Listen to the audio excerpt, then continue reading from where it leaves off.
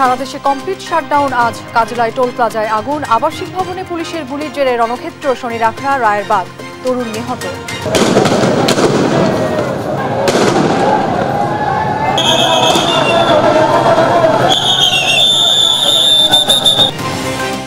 কোটা আন্দোলনে হত্যাকাণ্ডের বিচার বিভাগীয় তদন্ত হবে, জাতির উদ্দেশ্যে ভাষণে প্রধানমন্ত্রী। আদালতের রায় আসা পর্যন্ত ধৈর্য ধরার আহ্বান। লাশের রাজনীতি করছে বিএনপি জামাত, মন্তব্য কাদেরের। জেদ থেকেই লাশের রাজনীতি, অভিযোগ ফখরুলের। এনআইডি কার্ডে পিতার নাম পরিবর্তন, সন্তানের পরিচয় দিয়ে সরকারি চাকরি পাইয়ে দেন মুক্তিযোদ্ধা রফিকুল। অভিযোগে প্রমাণ পেয়ে দুদকের মামলা। এবং চাঁপাইনবাবগঞ্জের পদ্মায় নদী ভাঙনের কবলে শতাধিক বসতবাড়ি, উৎকণ্ঠায় নদী পাড়ের মানুষ। বরাদ্দ পেলেই ব্যবস্থার আশ্বাস।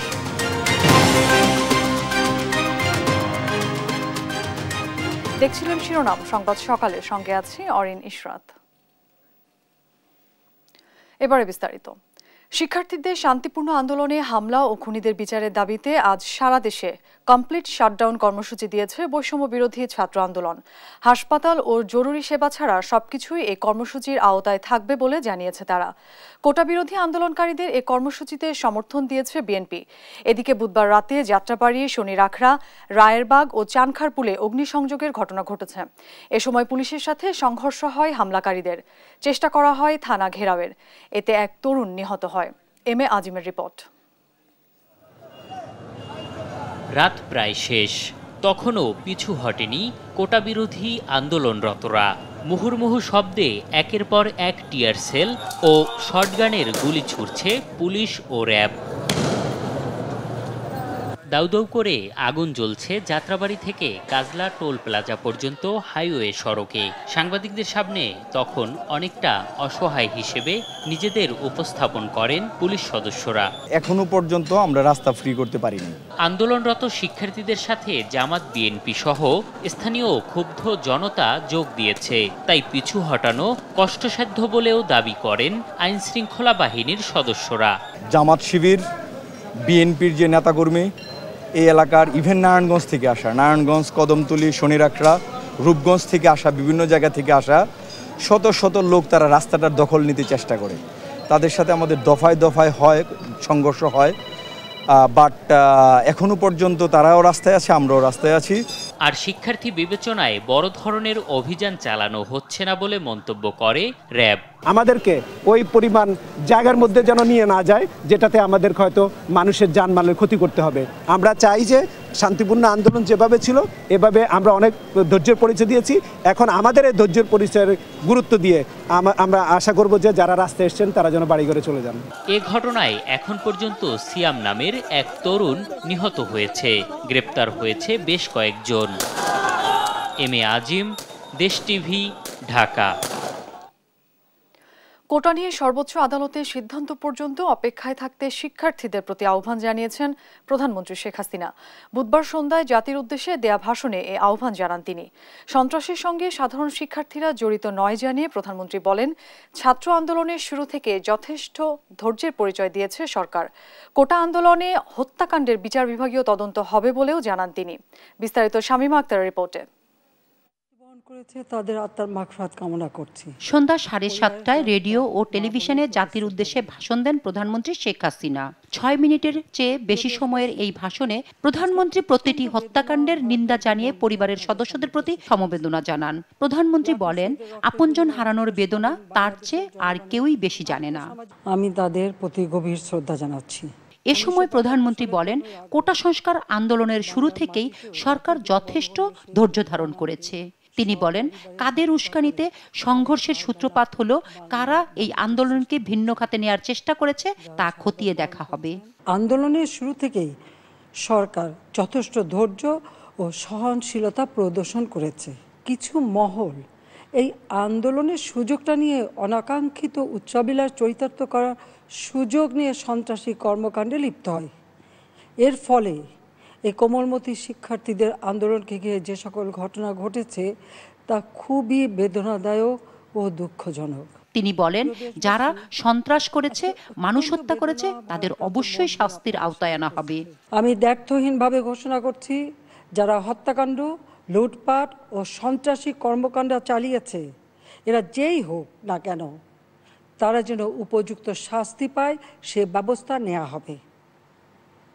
আমি আরও ঘোষণা করছি, হত্যাকাণ্ড সহ যে সকল অনভিপ্রেত ঘটনা ঘটেছে সুষ্ঠু ও ন্যায় বিচারের স্বার্থে সে সকল বিষয় বিচার বিভাগীয় তদন্ত করা হবে। এ সময় প্রধানমন্ত্রী কোটা আন্দোলনরত শিক্ষার্থীদের সর্বোচ্চ আদালতের রায়ের জন্য ধৈর্য ধারণ করার আহ্বান জানান। আইনি প্রক্রিয়ার মাধ্যমে সমস্যা সমাধানের সুযোগ রয়েছে। এই আইন প্রক্রিয়া সমাধানের সুযোগ থাকা সত্ত্বেও রাস্তায় আন্দোলনে নেমে দুষ্কৃতিকারীদের সংঘাতের সুযোগ করে দেবেন না। সর্বোচ্চ আদালতের রায় আসা পর্যন্ত ধৈর্য ধরে অপেক্ষা করার জন্য আমি সকলকে বিশেষভাবে অনুরোধ জানাচ্ছি। সবশেষে প্রধানমন্ত্রী শিক্ষক ও অভিভাবকদের এই শিক্ষার্থীদের নিরাপত্তা নিশ্চিত করার আহ্বান জানান।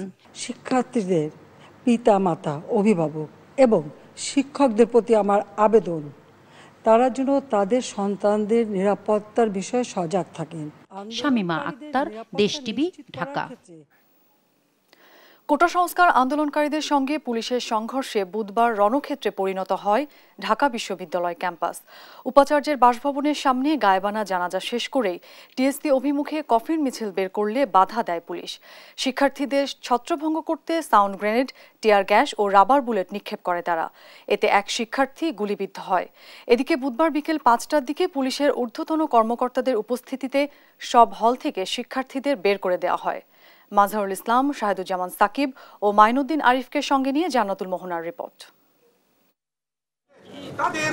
ঢাকা বিশ্ববিদ্যালয়ে উপাচার্যের বাসার সামনে গায়েবানা জানাজা শেষ করেই টিএসসি অভিমুখে কফিন মিছিল বের করে আন্দোলনকারী শিক্ষার্থীরা। এ সময় পুলিশ বাধা দিলে শুরু হয় সংঘর্ষ।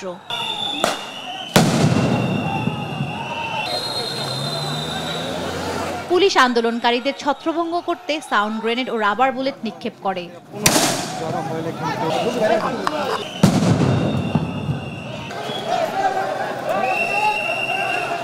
এ সময় আন্দোলনকারীরা দিক বিদিক ছোটাছুটি করতে থাকেন। মুহূর্তেই পুরো এলাকার রণক্ষেত্রে পরিণত হয়। পরে পুলিশ আন্দোলনকারীদের ধাওয়া দিলে তারা উত্তরপাড়ার হলগুলোর দিকে পিছু হাঁটে। কিছুক্ষণ পরে আন্দোলনকারীরা ফের উপাচার্যের বাসভবনের দিকে আগানোর চেষ্টা করলে পুলিশ ফের বাধা দেয়। এ সময় পুলিশ আবারও সাউন্ড গ্রেনেড ও টিয়ার শেল নিক্ষেপ করে।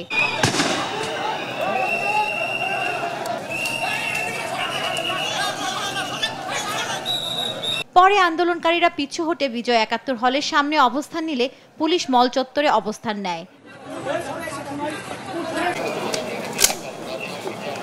বিকেল ৫টার দিকে পুলিশের ঊর্ধ্বতন কর্মকর্তাদের উপস্থিতিতে হলগুলো থেকে শিক্ষার্থীদের বের করে দেওয়া হয়। ঢাকা ইউনিভার্সিটি সিন্ডিকেট সবাই ধরনের সিদ্ধান্ত গ্রহণ করা হয়েছে, আমরা আসলে তারই বাস্তবায়ন করছি। এখানে ঢাকা ইউনিভার্সিটির প্রশাসন তারা যেভাবে আমাদেরকে নির্দেশনা দিচ্ছেন আমরা সেই নির্দেশনা অনুযায়ী কাজ করছি।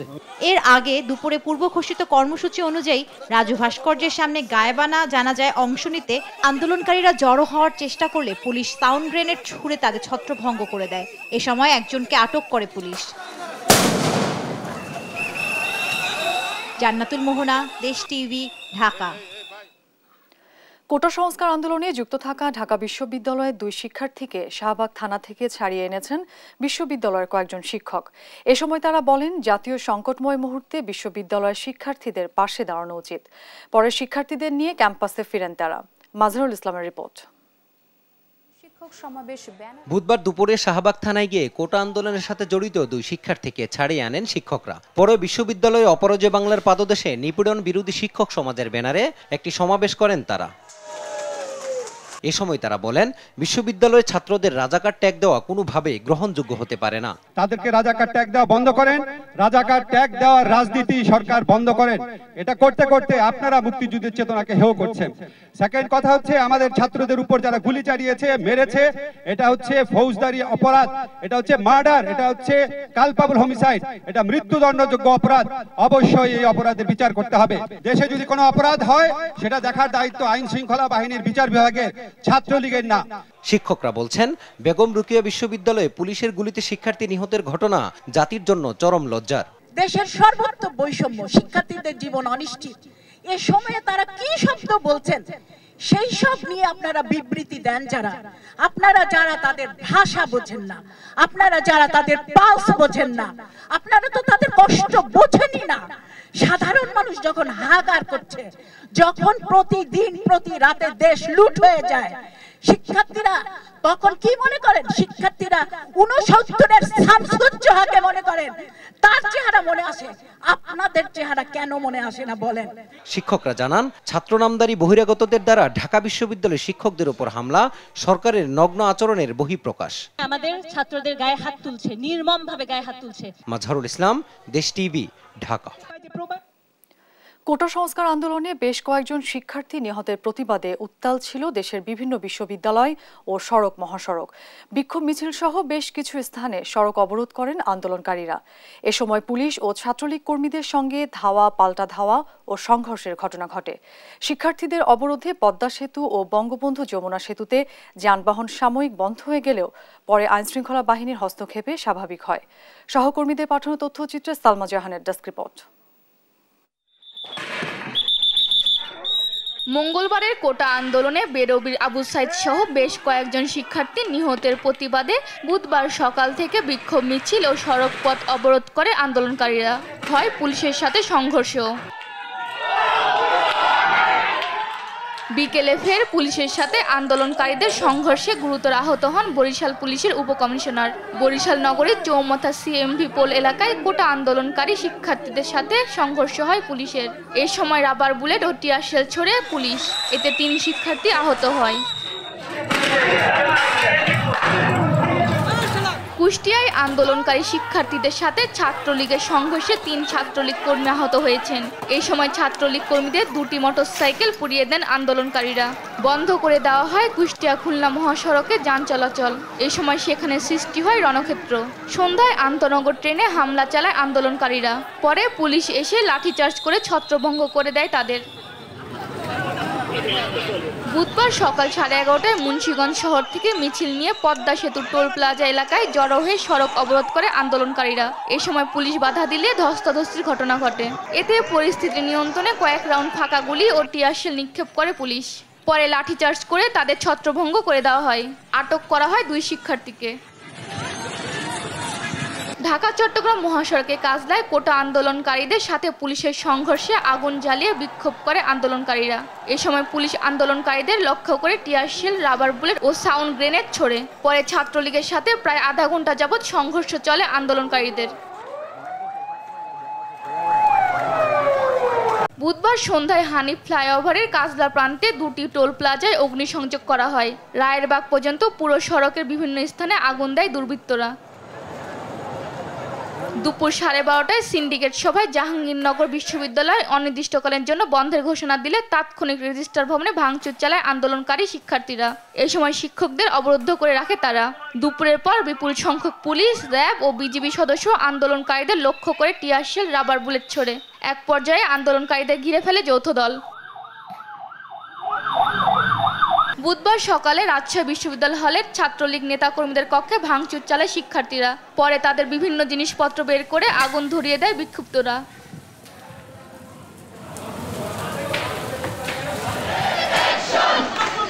কুমিল্লা বিশ্ববিদ্যালয় বন্ধ সহ শিক্ষার্থীদের আবাসিক হল ছাড়ার সিদ্ধান্ত প্রত্যাখ্যান করে বিক্ষোভ মিছিল করে 5 আবাসিক হলের শিক্ষার্থীরা। দুপুর 1টায় হল শিক্ষার্থীরা বিক্ষোভ মিছিল নিয়ে প্রশাসনিক ভবনে অবস্থান নিলে বিক্ষুব্ধ শিক্ষার্থীদের দাবির মুখে হল প্রশাসন হল খোলা রাখার সিদ্ধান্ত নেন। বুধবার সকালে মিছিল নিয়ে বিক্ষুব্ধ শিক্ষার্থীরা ফেনীতে শহরের প্রবেশের চেষ্টা করলে বাধা দেয় ছাত্রলীগ নেতাকর্মীরা। বেলা 11:15টায় আন্দোলনকারীরা মিছিল নিয়ে ট্রাঙ্ক রোডের দোয়েল চত্বর এলে তাদের উপর হামলা চালায় ছাত্রলীগ কর্মীরা। এ সময় পুলিশ সহ আহত হয় অন্তত 20 জন।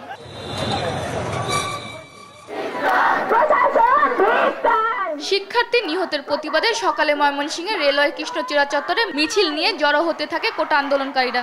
এতে অংশ নেয় আনন্দমোহন কলেজ, মুমিন-উন-নিসা সরকারি মহিলা কলেজ, নাসিরাবাদ কলেজ সহ বিভিন্ন কলেজের কয়েকশো শিক্ষার্থী।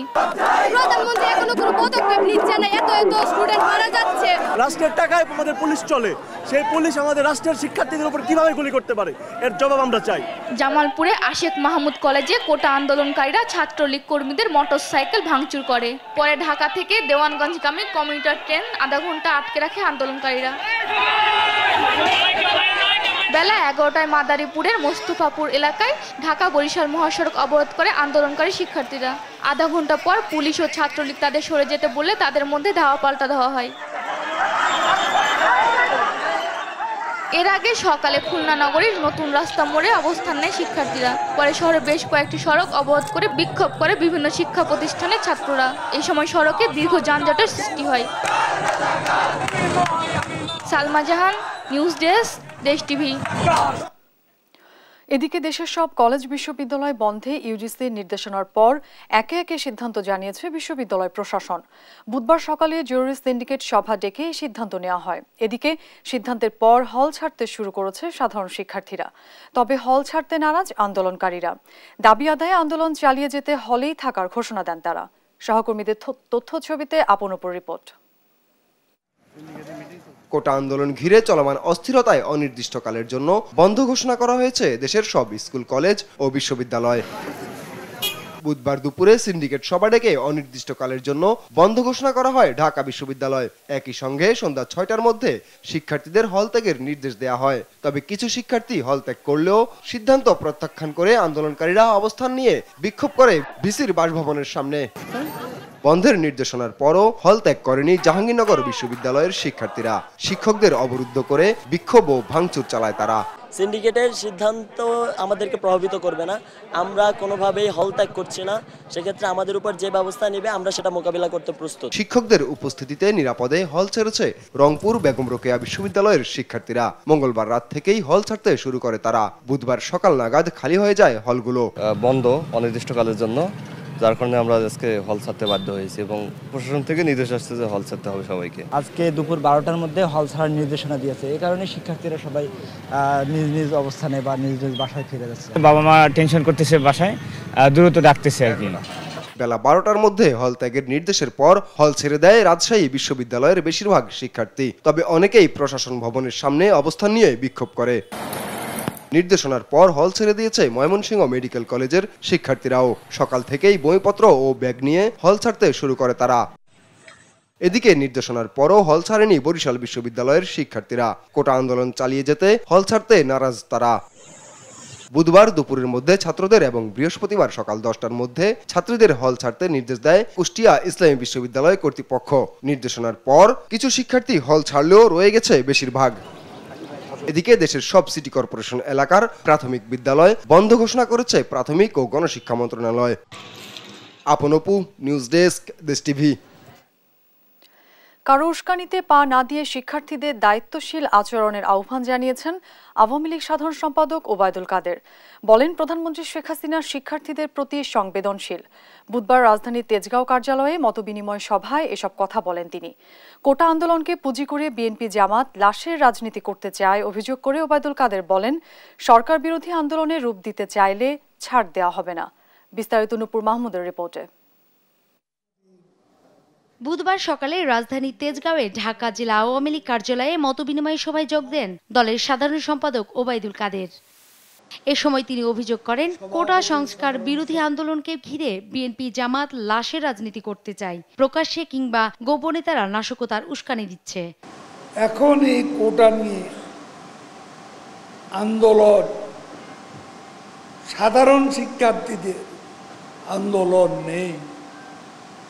এখানে সরাসরি বিএনপি জামাত, ছাত্রদল, ছাত্র শিবির জড়িয়ে আন্দোলনকে সরকার উৎখাতের আন্দোলনে পরিণত করতে চাইছে।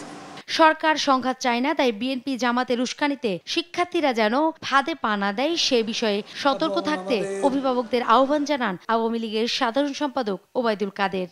আমরা অভিভাবকদের অনুরোধ করব, এদেরকে এই সর্বনাশা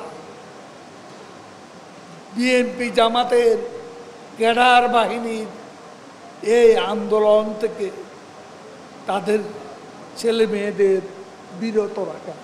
আন্দোলনের পিছনের অশুভ শক্তির বিরুদ্ধে প্রতিরোধ গড়তে হবে উল্লেখ করে স্বাধীনতা বিরোধী ও মুক্তিযুদ্ধের চেতনা বিরোধীদের আর ছাড় দেওয়া হবে না বলেও হুঁশিয়ার করেন তিনি। দেশের অর্জিত গণতন্ত্র, উন্নয়ন, অগ্রগতিকে যারা বাধাগ্রস্ত করতে চায়, আসুন আমরা বঙ্গবন্ধু কন্যা শেখ হাসিনার নেতৃত্বে সর্বশক্তি দিয়ে মুক্তিযুদ্ধের সপক্ষের সকল শক্তি আমরা প্রতিরোধ গড়ে তুলি। রাষ্ট্রীয় সম্পদ ও জনগণের জানমাল রক্ষায় এলাকায় এলাকায় প্রতিরোধ গড়ে তোলার আহ্বানও জানান আওয়ামী লীগের সাধারণ সম্পাদক ওবায়দুল কাদের। এবং ইনশাআল্লাহ পরাজিত করব। নূপুর মাহমুদ, দেশ টিভি, ঢাকা। কোটা সংস্কার আন্দোলনে নিহতদের গায়েবানা জানাজাকে ঘিরে ঢাকায় পুলিশ ও বিএনপি কর্মীদের মধ্যে ব্যাপক সংঘর্ষের ঘটনা ঘটেছে। পরিস্থিতি নিয়ন্ত্রণে কাঁদানে গ্যাস, রাবার বুলেট ও সাউন্ড গ্রেনেড ছড়ে পুলিশ। আটক করা হয় অন্তত 10 নেতাকর্মীকে। কোটা সংস্কার ইস্যুতে আলোচনায় সমাধানের পথ থাকলেও জেদের কারণে সরকার লাশ ফেলছে বলে মন্তব্য করেছেন বিএনপি মহাসচিব মির্জা ফখরুল ইসলাম আলমগীর। বিস্তারিত সাইফুল রিপনের প্রতিবেদনে। রাজধানীর বাইতুল মোকাররমে বৈষম্য বিরোধী ছাত্র আন্দোলনে নিহত শিক্ষার্থীদের গায়েবানা জানাজা শেষে বিএনপি মহাসচিবের সাথে দলের নেতাকর্মীরা বের হতে গেলে পেছন থেকে নেতাকর্মীদের আটক করার চেষ্টা করে আইনশৃঙ্খলা বাহিনী। এ সময় বিএনপি নেতাকর্মীরা আইনশৃঙ্খলা বাহিনীকে লক্ষ্য করে ইটপাটকেল নিক্ষেপ করলে পুলিশও পাল্টা ইটপাটকেল, রাবার বুলেট ও টিয়ার সেল ছোড়ে। কিছু সময়ের জন্য পুরো এলাকা রণক্ষেত্রে পরিণত হলেও ধীরে ধীরে আইনশৃঙ্খলা বাহিনীর নিয়ন্ত্রণে আসে পরিস্থিতি। এর আগে বাইতুল মোকাররমে গায়েবানা জানাজায় অংশ নিতে আসা গণতন্ত্র মঞ্চের নেতাদের ভেতরে ঢুকতে দেয়নি পুলিশ। ওয়াক্তের নামাজ আদায় করতে আসা মুসল্লিদের তল্লাশি করে ঢোকানো হয় মসজিদে। জোহরের নামাজের পর গায়েবানা জানাজায় অংশ নিয়ে উপস্থিত সাংবাদিকদের সাথে কথা বলেন বিএনপি মহাসচিব। অভিযোগ করেন দমন-পীড়নের মধ্য দিয়ে জোর করে ক্ষমতায় টিকে আছে সরকার। ছাত্রদের একটা ন্যায়সঙ্গত দাবি শুধু কোটার ব্যাপারে, এটা তারা আলাপ আলোচনার মধ্যেই শেষ করতে পারত। শুধুমাত্র তারা জেদের কারণে আজকে তারা এই একটা হত্যাকাণ্ড ঘটিয়েছে। গতকাল আপনারা দেখেছেন যে সম্পূর্ণ আগের মতো একটা নাটক সাজিয়ে আমাদের বিএনপির অফিসে কতগুলো আপনার সেই সমস্ত ককটেল, বোমা, লাঠি সোটা রেখে দিয়ে সেইখানে তারা আজকে ছবি তুলে আবার বিএনপিকে সব করার চেষ্টা করে। বলেন আন্দোলন ঘিরে হত্যার প্রতিবাদে বৃহস্পতিবারও পালন করা হবে কর্মসূচি। পাকিস্তান শাসক গোষ্ঠী এইভাবে তারা আন্দোলন দমন করার চেষ্টা করেছে, কিন্তু সেই দমন করতে পারেনি। ঠিক একইভাবে আজকে তারা যেভাবে চেষ্টা করেছে সেটার সঙ্গে আমরা কোনো মতেই একমত শুধু নই, আমরা নিন্দা জানাচ্ছি এবং প্রতিবাদ করছি। আমরা মনে করি যে ঢাকা বিশ্ববিদ্যালয়ের সমস্ত হলগুলোকে খুলে দিয়ে তাদেরকে শান্তিপূর্ণভাবে তার সমস্যার সমাধান করা সম্ভব। এদিকে রাজধানীর বিজয়নগর এলাকায় সড়কে আগুন জ্বালিয়ে বিক্ষোভ ও গায়েবানা জানাজা পরে যুগপৎ আন্দোলনের শরিক দলের নেতাকর্মীরা। সাইফুল রিপন, দেশ টিভি, ঢাকা। মুক্তিযোদ্ধা সনদের অপব্যবহার করে বগুড়ায় 3 ভুয়া সন্তানকে সরকারি চাকরি পাইয়ে দেওয়ার অভিযোগ উঠেছে এক মুক্তিযোদ্ধার বিরুদ্ধে। এরই মধ্যে অভিযোগের প্রমাণ পেয়ে মুক্তিযোদ্ধা রফিকুল ইসলাম ও সন্তান পরিচয় দিয়ে চাকরি দেয়া আহসান, বেলাল ও ফরহাদের বিরুদ্ধে মামলা করেছে দুদক। সেই সঙ্গে তাদের চাকরি থেকেও করা হয়েছে সাময়িক বরখাস্ত। সহকর্মী সঞ্জু রায়ের প্রতিবেদন। শুধু প্রজাতন্ত্রের কর্মচারী কিংবা রাজনীতিকরাই নয়, দুর্নীতি অনিয়মে জড়ানোর অভিযোগ উঠেছে রফিকুল ইসলাম নামের এক মুক্তিযোদ্ধার বিরুদ্ধে। অভিযোগের সত্যতাও পেয়েছে দুর্নীতি দমন কমিশন।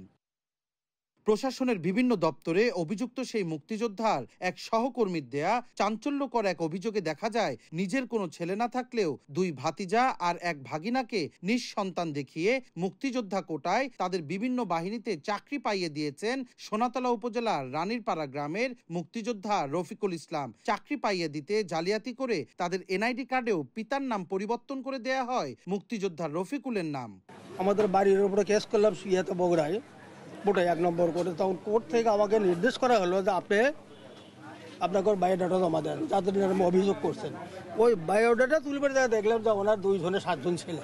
এদিকে প্রাথমিক অনুসন্ধানে জালিয়াতির সত্যতা পেয়ে এ বছরের ৩০শে জানুয়ারি রফিকুল ও তার ছেলে পরিচয় দেয়া আহসান হাবিব, বেলাল ও ফরাদের বিরুদ্ধে পৃথক ৩টি মামলা করে দুদক। দুদকের আইনজীবী বলছেন, কোটার অপব্যবহার করে রফিকুল ও অভিযুক্ত ৩ যুবক চাকরিতে প্রবেশের পর বেতন ভাতা বাবদ রাষ্ট্রের প্রায় ৯২,৩৭,০০০ টাকা আত্মসাতের ঘটনাও দুদকের তদন্তে উঠে এসেছে। ৩ জন ব্যক্তিকে যে চাকরি নিয়ে দিয়েছে ৩ জনের কেউই তার সন্তান না, ভুয়া সন্তান দেখায় মুক্তিযোদ্ধার সার্টিফিকেট কি ব্যবহার করে মুক্তিযোদ্ধা কোটায় চাকরি নিয়ে দিয়েছে আবুল হোসেন, এবং আমি মনে করি যে সে একটা রাষ্ট্রীয় অপরাধ করেছে। এর আগে উপজেলা কমান্ডার থাকার সময় ক্ষমতার অপব্যবহার করে রফিকুল ১০২ জন ভুয়া মুক্তিযোদ্ধাকে তালিকাভুক্ত করেছেন বলে অভিযোগ স্থানীয় এক মুক্তিযোদ্ধার। আর আমাদের এই সোনাতলাতে বুঝছেন ১০২ জন আছে ভুয়া মুক্তিযোদ্ধা, বুঝছেন, খালি সব আসে রফিকুলের কাছে। তবে তার বিরুদ্ধে ওঠা এসব অভিযোগকে ষড়যন্ত্র বলছেন রফিকুল ও তার স্ত্রী রেবেকা। আমি কোথাও কোনো মিথ্যার আশ্রয় নেইনি, আমি বরাবরই বলে আসছি আমার পালিত সন্তান এবং নিজ সন্তানের মতো তাদেরকে আমি সব কিছুই উজাড় করে দিচ্ছি। সাধারণ কোটায় স্বল্পলোক চাকরি ঢুকেছে, সেখান তো কোটাই ছিলেন, বিএনপির আমলে তো কোটাই নেই, তো সেখানে সেখানে আমরা কোটা আমরা কুটি পাবো মায়না। কোটা জালিয়াতি করে সরকারি চাকরি পাওয়া রফিকুলের পালিত ৩ সন্তানের মাঝে আহসান হাবিব পুলিশের নায়েক পদে, বেলাল হোসেন এটিএসআই পদে এবং ফরাদ হোসেন ফায়ার ফাইটার হিসেবে কর্মরত ছিলেন ফায়ার সার্ভিসে। অভিযোগের সত্যতা পাওয়ায় ৩ জনকেই চাকরি থেকে সাময়িক বরখাস্ত করা হয়েছে। সঞ্জু রায়, দেশ টিভি, বগুড়া। চাঁপাইনবাবগঞ্জের শিবগঞ্জে পদ্মায় পানি বৃদ্ধি পাওয়ায় শুরু হয়েছে নদী ভাঙন। এরই মধ্যে কয়েকদিনে বিলীন হয়েছে শতাধিক বসতবাড়ি ও কয়েকশো বিঘা ফসলি জমি। এতে মানচিত্র থেকে হারিয়ে যেতে বসেছে সীমান্তবর্তী পাঁকা ও দুর্লভপুর ইউনিয়ন। অব্যাহত ভাঙনে চরম উৎকণ্ঠায় দিন কাটছে এখানকার নদী পাড়ের বাসিন্দাদের। ভাঙন বন্ধে দ্রুত ব্যবস্থা নেওয়ার দাবি তাদের। সহকর্মী তারেক রহমানের পাঠানো তথ্যচিত্রে ফারিহা ইসলামের ডেস্ক রিপোর্ট। নদীর পানি যতই বাড়ছে ততই ভয়ঙ্কর রূপ নিচ্ছে পদ্মা। স্রোত বাড়ায় ভয়াবহ নদী ভাঙনের কবলে শিবগঞ্জ উপজেলার পাকা ও দুর্লভপুর ইউনিয়নের অধিকাংশ এলাকা। এরই মধ্যে কয়েকদিনে বিলীন হয়েছে শতাধিক বসতবাড়ি ও কয়েকশো বিঘা ফসলি জমি। এতে চরম আতঙ্কে দিন পার করছেন স্থানীয় বাসিন্দারা। সীমান্তবর্তীরা পৈতৃক ভিটামাটি ও ঘরবাড়ি হারিয়ে নিঃস্ব হয়ে পড়েছেন। অনেকের আবাদি জমি সহ স্থাপনা হারিয়ে ঠাঁই হয়েছে খোলা আকাশের নিচে। বাড়িঘর সব নেমে চলে গেল, বসত কিনতে পারি না, কিছু কিনতে পারি না। আমরা ওই পারে ছিলাম, আস্তে আস্তে মনে হতে আছে, এখন তো আবার ভাঙতে হবে। 2 কিলো উপরি হবে জমি ভাঙনে ভেঙে গেছে। ঘুমাইতে পাই না, আপনি এটা ব্যবস্থা করেন, আর লদিটা বাইন্ধে দেন আপনার। এমন মানবেতর পরিস্থিতিতেও কেউ পাশে দাঁড়ায়নি বলে অভিযোগ ভুক্তভোগীদের। কেউ আমার পরীক্ষা প্লেন এগুলা মেম্বার চেয়ারম্যান এমপি কেউ আসে না নদীর কান্ধায়, মানে দেখতে আসে না। বাড়ি ঘর ভেঙে আছে, আপনারা দেখতে পাবেন। আমাদের গ্রাম ভাঙতি আছে, আমরা মনে করি নিঃস্ব হয়ে গেলাম।